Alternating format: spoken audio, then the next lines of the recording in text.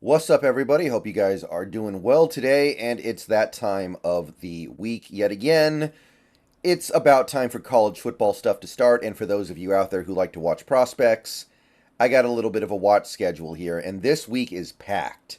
Like, there was no shortage of games that are at least of some degree of interest.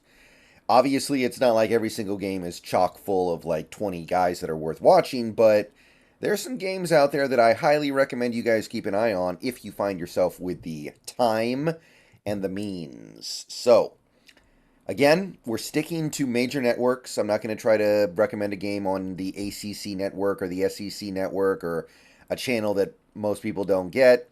If you want to check out, if you have access to those channels, then obviously you have a little bit more going on, but you've got a lot going on with just this, I think. So, week 4 of college football starts tomorrow, Thursday, and there's actually one game that I think is of a certain level of interest for Seahawks fans if they're trying to watch prospects. It's not great, but Georgia State versus Coastal Carolina, ESPN, 4:30 p.m.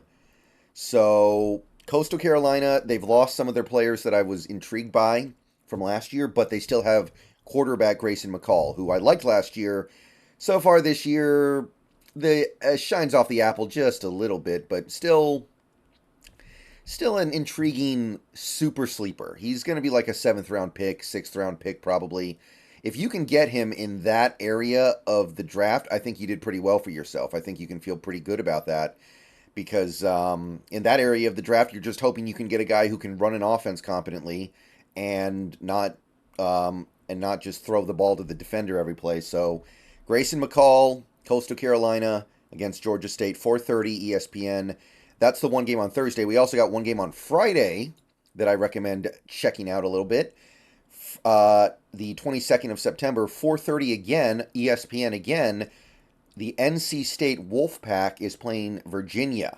And the NC State team has one guy who I've earmarked as an intriguing right guard prospect for the NFL, Dylan McMahon. So it's not anything crazy good, but I think Dylan McMahon is a guy who's probably going to be drafted early in the day 3 area, and I think he might be a pretty good NFL right guard. So I would say that if you've got nothing better to do on your Thursday night and Friday night, you could do a lot worse than watching these two teams.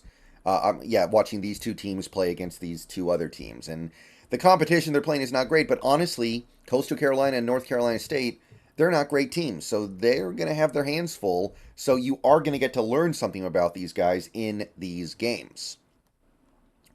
And that gets us to Saturday, and we are still dealing with a packed schedule here. There's so much going on pretty much all day. So September 23rd, Saturday, starts at 9 a.m. ABC. This is, to me, the game of the day. So wake up early, check out Florida State versus Clemson. Y'all know about both these teams, I think, but Florida State, they've got Jordan Travis at quarterback, they got Jaheim Bell at tight end, and they've got a likely future top 5 pick in Jared Verse at the edge spot. So you're talking about a not a blue chip quarterback, but an intriguing quarterback prospect. Talking about one of the better tight end prospects, and you're talking about the best edge prospect. And that's just Florida State. On the other side of things, you got Clemson. They've got 2 defensive linemen that I think are going to be players in this draft, Oro Horo and Tyler Davis.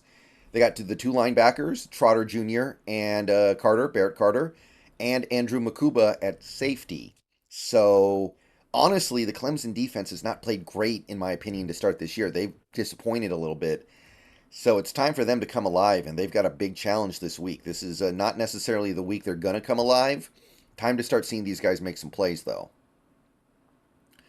Also at 9 a.m., less interesting, but nevertheless worth mentioning, Fox, Oklahoma versus Cincinnati.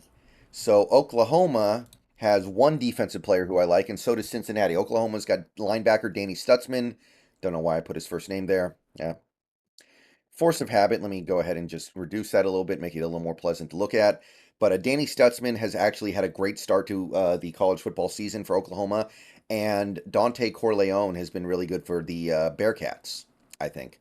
So definitely have my eye on both of these guys, and if you have the opportunity to check in on this game, I recommend it.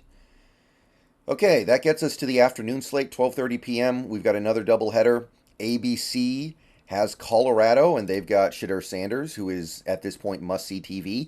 Even if you don't want to draft him or you don't think you're going to be able to draft him, the Colorado stuff is just kind of must-see TV anyway.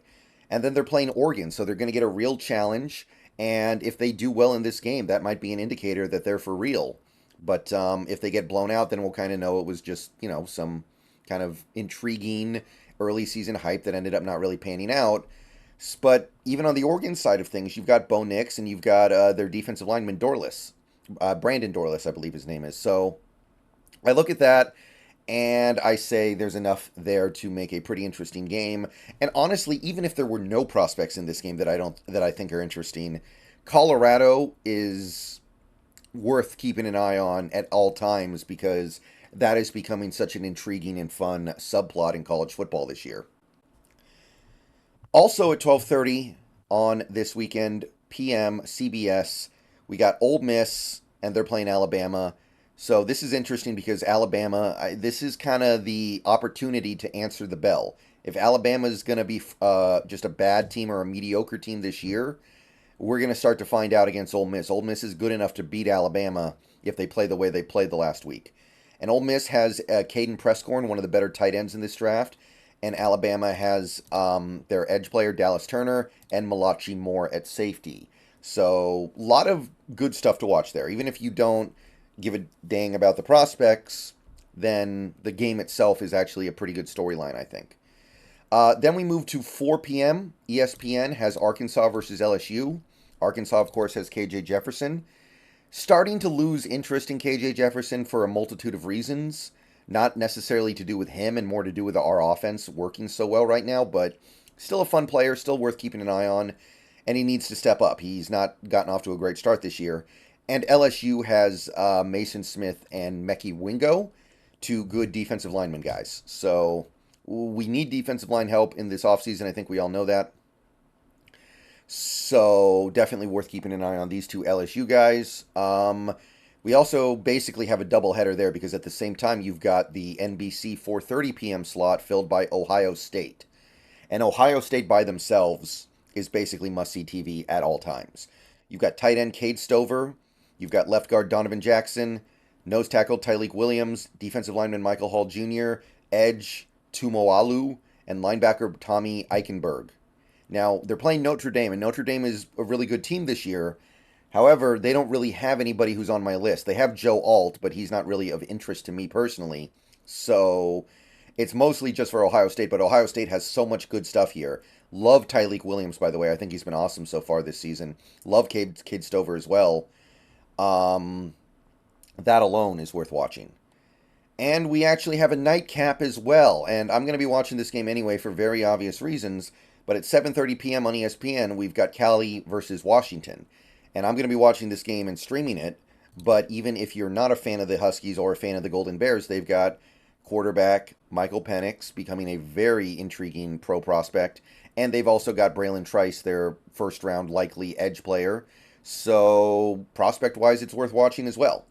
Nothing really on in California's side.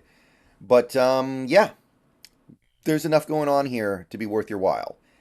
And that's it for this week, but it is a packed week. Hope you guys are ready, and hope you guys have your remotes out because there's a lot of double headers on Saturday. All right, see you guys later. Let me know what you guys think. Let me know if you guys think I missed something this week.